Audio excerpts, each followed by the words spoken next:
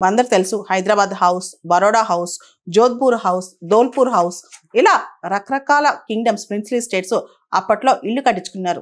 మన Hyderabad house design చేసిన architect Edwin Lutyens అన్నమాట. ఆయన చాలా ఫేమస్ ఆర్కిటెక్ట్. ఆయన అప్పట్లో హైదరాబాద్ హౌస్ ని మొఘల్ స్టైల్ ని, వెస్టర్న్ స్టైల్ ని బ్లెండ్ చేసి కట్టారనమాట.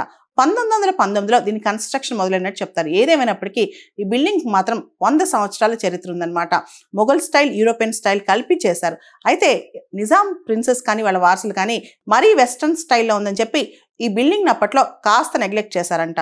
ఒక్కసారి ప్రిన్స్లీ స్టేట్స్ అనే దేశంలో విలీనం అయిపోయిన తర్వాత, ముఖ్యంగా ఆపరేషన్ పోలో ఇవన్నీ జరిగిన తర్వాత ఏదైతే ఈ బిల్డింగ్ హైదరాబాద్ హౌస్ ఉందో ఢిల్లీలో, దాన్ని కేంద్ర ప్రభుత్వం స్వాధీనం చేసుకుని వార్షికంగా ఈ బిల్డింగ్ కి లీజ్ చెల్లించేదంట. ఎవరైనా పెద్ద పెద్ద వాళ్ళు వచ్చినప్పుడు, డిప్లొమాట్స్ వచ్చినప్పుడు వీళ్ళందరూ కూడా ఈ బిల్డింగ్ లో ఉండేవాళ్ళు. 1974 నుంచి మన విదేశీ వ్యవహారాల మంత్రిత్వ శాఖ, మినిస్ట్రీ ఆఫ్ ఎక్స్టర్నల్ అఫైర్స్ వాళ్ళు ఈ బిల్డింగ్ లో స్టేట్ విజిట్స్ ని హోస్ట్ చేయడం, బ్యాంక్వెట్స్ ని హోస్ట్ చేయడం చేసేవాళ్ళంట.